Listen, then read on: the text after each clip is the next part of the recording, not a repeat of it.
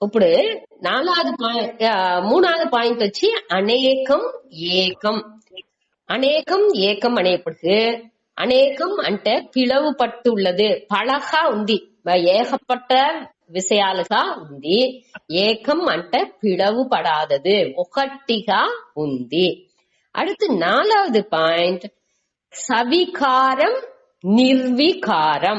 సవికారం అంటే ఈ అనాత్మ వచ్చి వికారంతో ఉంది. వికారం అంటే ఏమి, మారుబడుకుంటా ఉంది, చేంజెస్ ఏ వాళ్ళ మారుకుంటానే ఉన్ను. ఒక్క సెకండ్ దల్ల ఒక్కొక్క దిల్లోని ఒక్కొక్క క్షణాలోని అన్ని మారుకుంటా ఉంది. ఈ ఒళ్ళు నేర్చుకుంటున్నాலும் సరి, ఉండే పొరుட்கள் అన్ని, ఏ పొరుల్ని మన ఈ ప్రపంచాల్లో ఉండే ఏ పొరుల్ని ఎత్తినాலும் అన్నినేని క్షణానికి మారుకుంటానే ఉంది. అదే సవికారం, వికారంతో సేరి ఉంది. ఆ ఆత్మ ఎట్టాంది, నిర్వికారం, దానిలో మారుబాడు అనేది లేదు. அடுத்த அஞ்சாவது பாயிண்ட் அனித்யம் நித்யம். அனித்யம் అంటే అలియకూడియது, నిత్యం అంటే என்றும் உள்ளது, ఎప్పుడు ఉండేది. కాలాన్ని బట్టి చూసేప్పుడు ఇది వచ్చి మన ఇదింతా ఏర్కనవే చూసిన విషయాలే. మీకు అన్ని ఏర్కనవే 2వ అధ్యాయంలో ఇంత బాగా చూసిందాము. దానిచ్చి మీరు రాతనేది సాను మీకు పురించునేది. ఇంత అనిత్యం అనేప్పటికి ఇది వచ్చి ఎప్పుడు అழிஞ்சுకుంటానే ఉన్ను, తిరివి తిరివి అழிஞ்சு తిరివి ఉరువవును, తిరివి అழிంచును, తిరివి ఉరువవును. అనాత్మ అనేది ఈ క్షేత్రం అనేది. ఆత్మ వచ్చి ఎప్పుడు అழிంచకుండా నిత్యంగా ఉన్ను. அடுத்த 6வது పాయింట్ సగుణః. ఆత్మ నిర్గుణః. సగుణంగా అంటే ఇప్పుడు ఆ ముగ్గుణాలతో సేరియే ఇది ఉన్ను. సత్వం రజస్ తమస్ అనే ముగ్గుణాలతో సేరి ఉన్ను. ఇది వచ్చి యాక్చువల్గా మన ఒళ్ళు ఇండివిజువల్ పంపదార చెప్పేప్పుడుకు అది వచ్చి రజస్ తమస్ మేలొంగి ప్రధానంగా ఉన్ను. ఎప్పుడు నేను రజస్ తమస్ లోనే ఉంటుమే తవర సత్వగుణం అనేది వద్ద రేర్ గానే వచ్చును. వద్దే పక్కువ పడిన మనసులాగే ఆ సత్వగుణం అనేది వస్తుందే తవర ముక్కావాసి రజస్ తమస్ లోనే ఉంటాము అనేదే ఈ సగుణః అనేది మూలంగా చెప్పేది. నిర్గుణః అనేప్పటికీ ఆత్మకు ఈ 3 గుణాలనేని దొరకదు. அடுத்து 7வது పాయింట్ మిథ్యా సత్యం. మిథ్యా అంటే ఏమి, మన అనుభవానికి అది ఉంది కాబట్టి ఉண்மைలో అది లేదు. ఏది వచ్చి నాసతో విద్యతే భావக చూసామిగా, అదావదు ఉண்மைలో అది లేదు కాబట్టి తోట్ర మాత్రంగా మనకు తెలుస్తుంది. అనుభవానికి ఉంది కాబట్టి ఉண்மைలో అనలైజ్ చేసి విచారం చేసి చూసేప్పుడు అక్కడ ఒకటి కాను అట్ట ఉండేదాని పేరే మిథ్యా. సత్యం అంటే ఎప్పుడు అన్ని కాలాలోని ఉండేది. దాన్ని మనకు అది వచ్చి అబాధ్యం. అబాధ్యం అంటే దాన్ని నీకిందుకు వెళ్ళవదు, అది ఎప్పుడునే ఉన్ను. మన చిన్న బిడలోండి ఇప్పుడు దాకా చూసే ఇప్పుడు కౌమారం యవ్వనం జర అటనిస్తా చూసామిక అన్ని కాలాలోని ఏది రోగా ఉండుకుని మనని మన చేసే செயల్ని అన్నిని చూతా ఉందో ఒక్కొక్క క్షణాన్ని మనం ఏం చేస్తా ఉంటాము, ఏం నడుతా ఉంది ఒంటో, ఏమి ఎట్టా మూవ్ అవుతా ఉంది ఒళ్ళు అన్నిని ఏని కాళ్ళలోండి తల దాకా అన్ని విషయాలని అది చూతా ఉంది. అట్లా చూతా ఏది మారకండ రోగా ఉందో అదే క్షేత్రజ్ఞన్, అదే ఆత్మ అట అనేసి చెప్పాను. ఇప్పుడు 7 పాయింట్స్ చెప్పింటాము, తిరిగి నేను దాన్ని చెప్పాను. ఆత్మ అనాత్మ ఆత్మ అట పిలిచింటాము, క్షేత్రం క్షేత్రజ్ఞన్ అట అనేసి. దీనిలో ఫస్ట్ పాయింట్ దృశ్యం దృక్, அதாவது அறியப்படுவது அறிபவன். 2வது ஜடம் சேதனம். మూడవది అనేకం ఏకం. అనేకం అనేప్పుడు பிளவு பட்டுள்ளது, பிளவு படாதது. அடுத்து நாலாவது சவிகாரம் நிர்விகாரம். சவிகாரம்ட்ட மாறுபடுவது, நிர்விகாரம்ட்ட மாறாதது. அதாவது మనసు సవిగా సత్వికారం 6 వగై వికారాలు மாறுபாடுகள்తో சேரி ఉండేది. அடுத்து அஞ்சாவது பாயிண்ட் அனித்யம் நித்தியம். அனித்யம் అనేప్పుడు அழியக்கூடியது, நித்தியம் అంటే என்றும் உள்ளது. அடுத்து ஆறாவது பாயிண்ட் సగుణః నిర్గుణః. ఈ ముగ్గుణాలతో సేరి ఉంది, అది గుణాలకు అప్పార్పట్టు ఉంది.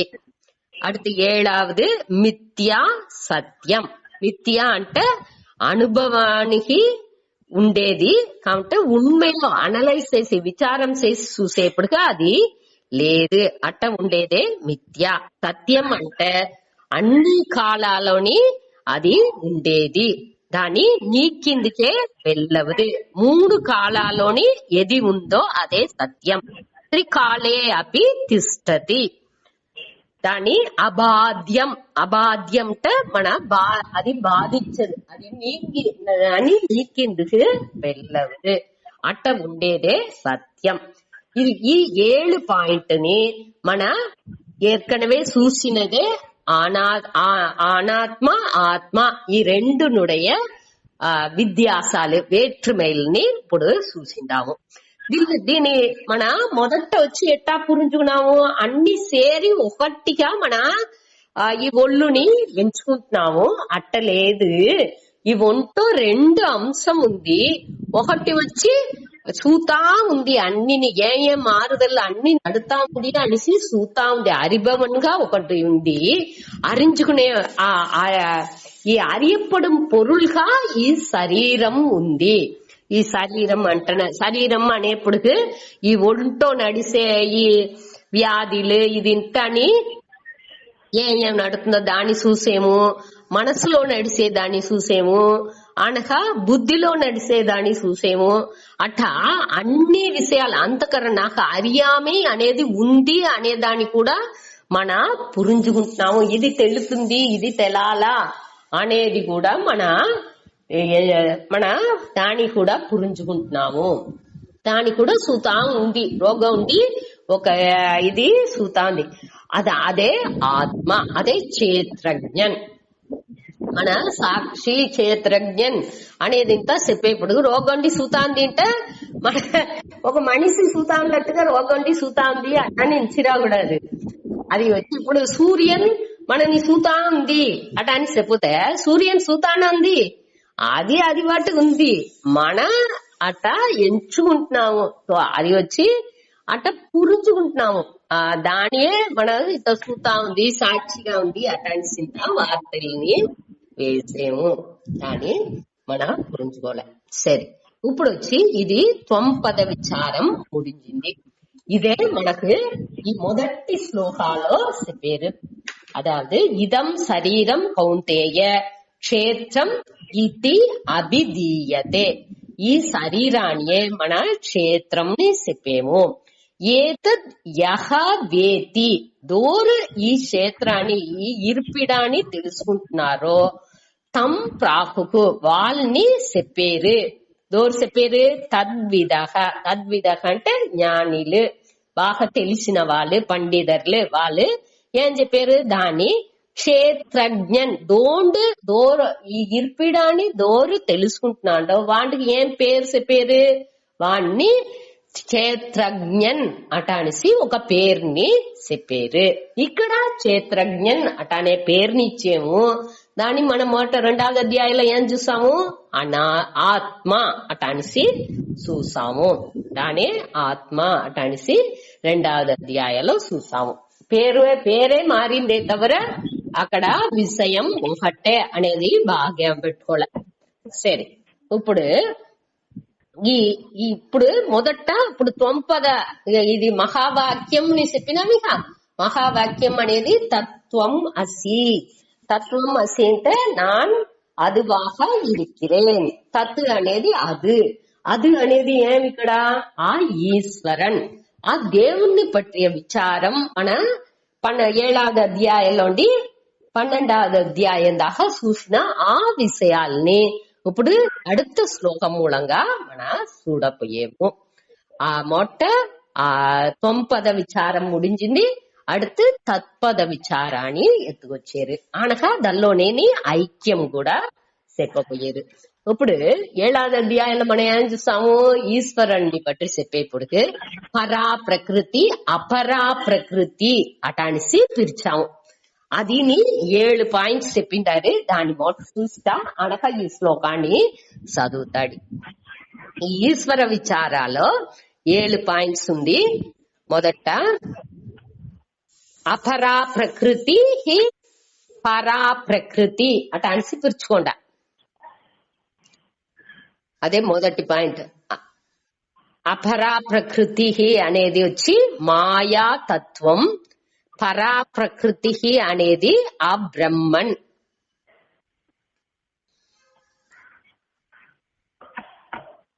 అపరా ప్రకృతి అంటే కీళాన తన్మై, పరా ప్రకృతి అంటే మేలాన స్వరూపం, తన్మై లేక స్వరూపం ఏకంటే వేసుకోవచ్చు. ఈ మాయా తత్వనే తటస్థ లక్షణం చెప్తాము. ఈ బ్రహ్మన్ వచ్చి స్వరూప లక్షణం అటానిసి చెప్తాము. ఈ మాయా తత్వానియే మన వచ్చి పరిణామీ ఉపాదాన కారణం అటాని చెప్పేము. ఈ స్వరూపాన్ని బ్రహ్మణ్ణి వివర్త ఉపాదాన కారణం అటానిసి చెప్పేము. ఇది అన్ని లేని దీనిలో పాయింట్స్ లేదు. దీని ఇట్టా చెప్పచ్చు అనేదాన్ని తెలుసుకోండా. మాయా తత్వానియే తటస్థ లక్షణం చెప్పచ్చు, పరిణామీ ఉపాదాన కారణం అటాన్స్ కూడా మన చెప్పచ్చు. ఏర్కనవే మన ఇది ఇంత చదివింటాము, దాన్ని జ్ఞాపం చేసుకుంటాము. తటస్థ లక్షణం అంటే ఏమి, ఒకటిని ఈ కాకా కూండిన ఇల్లు అటానిసి ఒక లక్షణాన్ని చెప్పి దాన్ని పెట్టి దాన్ని ఐడెంటిఫై చేసేది, దాన్ని కండుపిడిచేది. ఈ ఇంట్లో కొయ్యామాను ముందాతి కొయ్యామరం ఉన్ను, లేకపోతే ఏదో ఒక మాను చెప్పి మా మరం ఉన్ను ఆ ఇల్లు అటాని చెప్పే పెద్ద కరుపు గేట్ ఉన్ను ఆ ఇల్లు అటానిసి ఏదైనా ఒక దీన్ని చెప్పేమి చెప్పి దాన్ని పురింజబెట్టేది. అట్ట చెప్పేదానికి తటస్థ లక్షణం. ఇక్కడ వచ్చి ఈ మాయని పెట్టి ఏం చెప్పబోయేముంట, ఈ ఈశ్వరన్ అనేది వాండు అన్నిని పడచ్చేవాండు అంటే ఉపాదాన కారణంగా ఉన్నాండు అనేసి దీన్ని చెప్పే పరిణామి ఉపాదాన అన్నిని ప్రపంచాన్ని పూరా పడచ్చేవాండు అనే దాన్ని ఇక్కడ చెప్పేదానికి దీని తటస్థ లక్షణం అట అని చెప్పేము. అది వచ్చి మెయిన్ ఇది లేదు. ఆ ఇల్లుగా ఆ కాకా సకాఫోన్ కొంచెం గెలుతా ఆ మరం ఏదో ఒక ఇడ్డి పడింది, ఆ మాను సకాయింది అంటే அடுத்தது ఆ ఇల్లు లేక ఆ తావుల అది లేకుండా సకాఫ్ ఆడేయాల, లేకపోతే ఆ ఇల్లు లేకుండా సకాఫన అట్టలేదు. ఆ వాళ్ళ మన పురించుకుందు కోసం చెప్పే విషయం. அதே மாதிரியே దీన్ని ఈ ఉలహాన్ని పడచిన వాండు ఈశ్వరన్ అటానిసి చెప్పేము. జగత్ కారణం ఈశ్వరః అటానిసిదా చెప్పేమి. ఈ మాయనే అన్నిని పడచేదానికి కారణంగా ఉంది అటాని చెప్పేది వచ్చి తటస్థ లక్షణం. సరే, ఇప్పుడు మొదటి పాయింట్ ఏం చెప్పినాము. ఇప్పుడు అపరా ప్రకృతి పరా ప్రకృతి, అదే మాయాతత్వం బ్రహ్మన్. ఆ మాయాతత్వాన్ని తటస్థ లక్షణం చెప్పచ్చు, పరిణామి ఉపాదాన కారణం అటానిసి కూడా చెప్పచ్చు. ఈ బ్రహ్మణ్ణి స్వరూప లక్షణం అటానిసి చెప్పచ్చు, వివర్త ఉపాదాన కారణం అటానిసిని చెప్పచ్చు. వివర్త ఉపాదాన కారణం అంటే ఏమి, తన మారహంట ఉండుకుని అన్ని తన అధిష్టానంగా ఉండుకుని అన్నిని నామరూపాలు పూర దాని పైగా మనకి తెలుతా ఉందే తవిర అది ఒక విధాలోని మాత్రం అవల. ఇప్పుడు కయిరు పాంబు ఉదాహరణ ఎత్తుకున్నామంటే ఆ కయిరులో పాము తెలాచు అది ఒక భూమిలో ఒక విరిసల్ అనే మరి కొండి చూసేప్పుడు అక్కడ ఒక దారం ఉంది. ఆ దారాన్ని మన పాముగా ఎంచాచు, భూమిలో ఒక విరిసల్గా ఎంచాచు. అక్కడ ఒక నీళ్ళు ఇటా పోయింది వాళ్ళంది అట అనేసి ఒక దూరాలోండి చూసేప్పుడు ఏం కాని దాన్ని మన ఎంచాచు. అట్ట ఆ కయిరు వచ్చి అధిష్టానంగా ఉండుకుని మనకి వేరే వేరే తోట్రాల్ని ఇస్తుంది. అదే మరి ఈ బ్రహ్మం అనేది మనకి అధిష్టానంగా ఉండుకుని అడిపడే విషయంగా ఉండుకుని మనకి వేరే వేరే తోట్రాల్ని మూలకంగా ఈ ప్రపంచాల్లో ఎన్నో విషయాలుగా మనకు తెలుతా ఉంది అనేదే ఇక్కడ విషయం. సరే, அடுத்து రెండవది పాయింట్ ఇది వచ్చి అపరా ప్రకృతి అనేది జగత్ కారణం. పరా ప్రకృతి వచ్చి సత్యం, జ్ఞానం, అనంతం. స్వరూప లక్షణం వచ్చి ఏమి జగత్ కారణం. ఇది అపరా ప్రకృతి వచ్చి జగత్ కారణం. పరా ప్రకృతి వచ్చి ఆ బ్రహ్మణ్యుடைய లక్షణం వచ్చి సత్యం, జ్ఞానం, అనంతం. అదే సత్యంగా, జ్ఞానంగా, అనంతంగా ఉంది. సరే, அடுத்து మూడవది పాయింట్ ప్రపంచ త్రయ స్వరూపం. ఈ అపరా ప్రకృతి వచ్చి ఈ ప్రపంచ త్రయ స్వరూపంగా ఉంది. మన శరీరం ఎట్ట స్థూల సూక్ష్మ కారణ శరీరంగా ఉందో అదే మరి ఈ ప్రపంచం కూడా ఎటా ఉంది. స్థూల ప్రపంచం, సూక్ష్మ ప్రపంచం, కారణ ప్రపంచం అట అనేసి 3 ప్రపంచం ఉంది. అదే 3 ప్రపంచం ఏమి అని చూసేప్పుడు మన కన్నుకు తెలుస్తుందిగా. అది పూరా ఈ ఉలహం అనేది కన్నుకు తెలిసే ఉలహం ఒకటి. అనగా ఈ ఉలహం పువిర్పు విసై అన్ని ఆ నియతిలు అన్ని ఉండే ఆ శక్తిలు, ఎనర్జీలు అది వచ్చి సూక్ష్మ విషయాలు. ఆ సూక్ష్మ విషయాలకు కారణంగా ఒక విషయం ఉందేగా, అది కారణ ప్రపంచం. ఆ కారణ ప్రపంచం ఉంటేనే ఈ సూక్ష్మ ప్రపంచం, స్థూల ప్రపంచం అన్ని మనకు తెలుస్తుంది. దీనికి అన్ని అధిష్టానంగా ఉండేదే ఈ அடுத்து పరా ప్రకృతి అనేది. అది వచ్చి ప్రపంచ ఉపశమహ. ఉపశమహ అంటే ఈ ప్రపంచం అట్ర నిలై, ఏ విధమైన ప్రపంచంలో లేకుండా ఉండే ఒక నిలైలో ఉండేదే ప్రపంచ ఉపశమహ, ప్రపంచోపశమహ అంటారు దాన్ని. ప్రపంచ త్రయ స్వరూపం అనేది అపరా ప్రకృతి. పరా ప్రకృతి అనేది ప్రపంచ ఉపశమహ, ప్రపంచం అట్ర నిలై. அடுத்து வச்சு 4வது பாயிண்ட் கர்மபல தாத்தா. ஈஸ்வரன் వచ్చి మనకు ఆ செயலினுடைய బలన్ని ఇచ్చేవాడు. అది మాయా తత్వాలని అట్ట మారి ఎంచాలనే తవిర పరా ప్రకృతి యాంగిల్లో చూసేప్పుడు ఆ కర్త ఏ విధమైన செயల్ని వాడికి దొరకదు. அடுத்து 5வது பாயிண்ட் சர்வஜ்ஞக, అన్నిని அறிஞ்சினவாண்டு.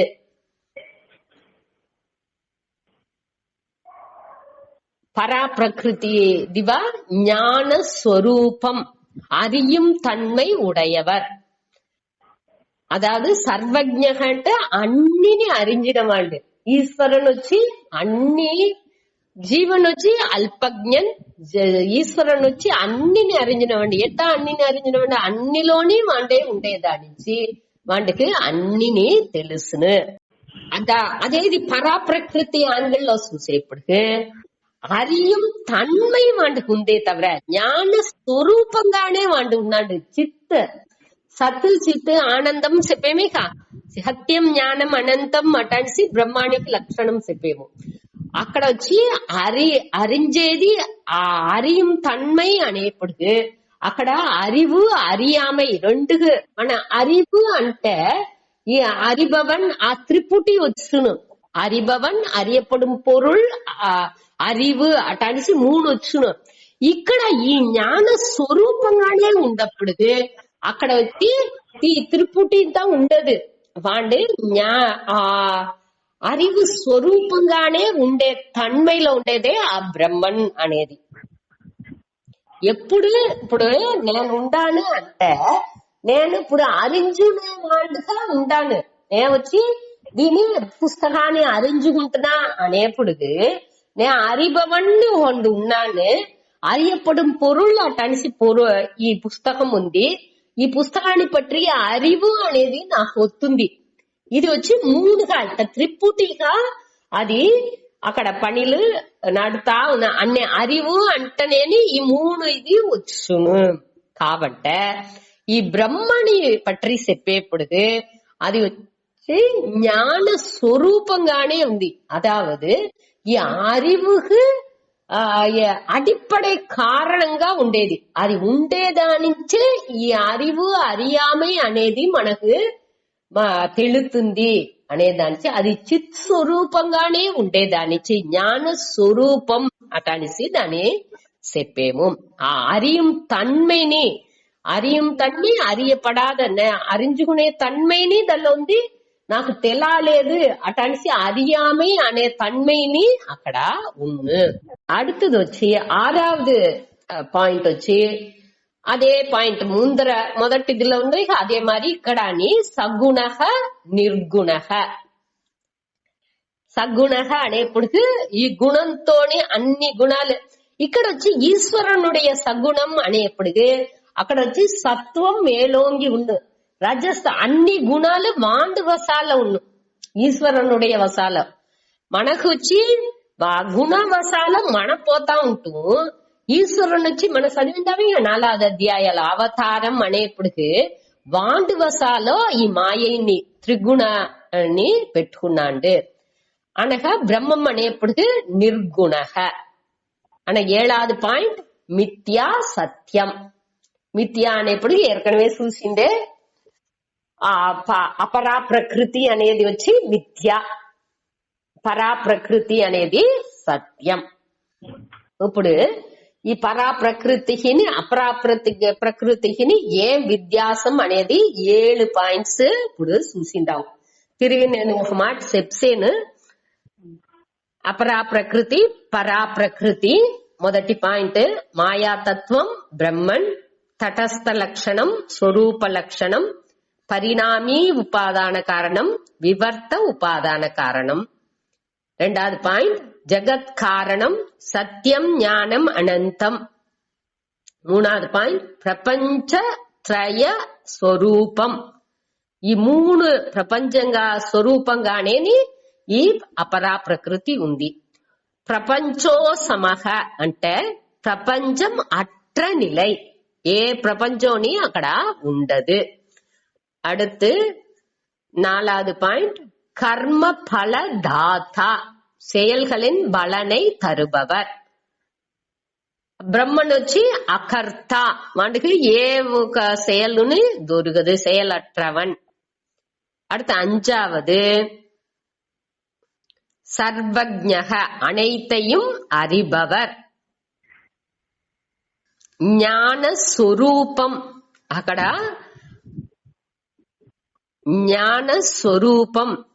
జ్ఞాన స్వరూపంగానే ఉండారు. ఇప్పుడు సూర్యన్ అనేది ప్రకాశ స్వరూపం. అది ప్రకాశాన్ని నేను ఉలహానికి ప్రకాశాన్ని ఇచ్చేను అట అనిసింత అది చెప్పుతా ఉండలా. అదావదు అది ప్రకాశ స్వరూపంగానే ఉంది. ఆ స్వరూపాలండి మన తావులో పోతే ఆ ప్రకాశం మనకు ఆటోమేటిక్ గా వచ్చును. ఇప్పుడు ఒక రూమ్ లో లైట్ ఉంది అంటే ఆ లైట్ లో ఏదైనా ఒక పొరుల్ని సూచినామంటే ఆటోమేటిక్ ఆ పొరులు తెలిసిందిగా చేస్తున్నాను. అది మరి ఇది వచ్చి ఆ జ్ఞాన స్వరూపం అనేప్పుడు అది అరివుమయంగానే ఆ బ్రహ్మం ఉండేదానించి దానిలో ఏ పొరుల్ని మన దాని ఆ అరివు స్వరూపాన్ని అధిష్టానంగా పెట్టుకుని ఈ నామరూపాలు ఈ ప్రపంచం పూరా ఉండేదానిచి ఈ బుద్ధి మనసు అన్ని ఉండేదానిచ్చి ఏం చేస్తుంది, దాని అన్ని పూరించుకుంటుంది. దాని ఉடைய లైట్ లో దాని ఉடைய ప్రకాశాలో మన అన్ని విషయాల్ని ఇది తెలుతుంది ఇది తెలాలేదు అనేది ఇంత మన పురుంజుకుంటున్నాము. అదే 5வது పాయింట్. அடுத்து 6வது పాయింట్ సగుణః నిర్గుణః. ఇక్కడ సగుణః అనేప్పటికి ఈ సత్వ రజస్ తమస్ 3నేని ఈశ్వరన్ తన కంట్రోల్లో పెట్టుకుంటున్నాడు. బ్రహ్మన్ వచ్చి నిర్గుణః, గుణం ఒకటి దొరకదు. 7வது వచ్చి ఈ అపరా ప్రకృతి అనేది మిథ్య, అది వచ్చి ఉண்மை లేదు, అది పొయ్యే. సత్యం పరా ప్రకృతి అనేది ఎప్పుడు ఉండేది సత్యం. ఇదే ఈశ్వరునుடைய ఈశ్వర అంశాల ఎట్టా ఆత్మ మన పొంపదాలో జీవనుக்கு 2 అంశం చెప్పినామో ఆత్మ అనాత్మ అనేసి, అదే మరి ఈశ్వరుని 2 అంశం, ఒకటి వచ్చి పరాప్రకృతి, ఇంకోటి అపరా ప్రకృతి. దానికి ఏమేం వ్యత్యాసాలు అనేది ఇప్పుడు చూసి ముడిచిండాము. ఇప్పుడు దీని அடுத்து మనం ఏం చేయాలి? ఇప్పుడు రెండుని అన్నిటి పిరిచి వేరుబడుతి దాన్ని సిస్టమైజ్ చేస్తాము. ఇంకా ఏం చేయాలి? దానిuடைய సంబంధం ఏమి, జీవ ఈశ్వర సంబంధాన్ని పట్టి రిలేషన్షిప్, దీని రెండుకు ఏం సంబంధం, ఏం తొడర్బు ఉంది, దీని దేనికి చదవాలి, దేనికి ఇంత శ్రమపడి ఇక్కడ జీవన్ ఒకడున్నాడు, ఈశ్వరన్ ఒకడున్నాడు, వీళ్ళు రెండుగురికి ఏం సంబంధం, దేనికి ఏమి పర్పస్ దీని ఇంతని అనేప్పుడు ఇక్కడ 2 విధమైన సంబంధాన్ని చెప్పారు. ఒకటి వచ్చి కారణ కార్య సంబంధం. మొదటి సంబంధం వేరు వచ్చి కారణ కార్య సంబంధం. రెండవది వచ్చి ఐక్య సంబంధం. ఐక్యం అనేప్పుడుగా అక్కడ సంబంధం అనేది లేదు, ఉண்மைగా చూస్తే అక్కడ సంబంధం లేదు, 2 ఒకటే అటాన్సి చెప్పేది.